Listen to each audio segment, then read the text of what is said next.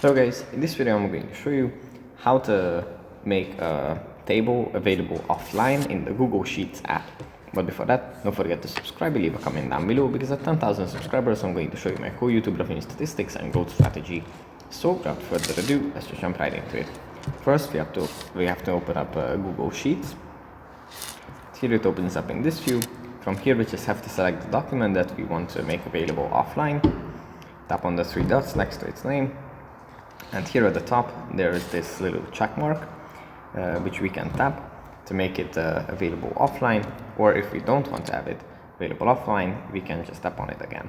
So when it's not available offline, it's going to say make available offline, and if it is available offline, then it is going to say available offline, as you can see here right now. So yeah, that's pretty much it for this video. Hope it was helpful for you guys, and I'll see you in the next one.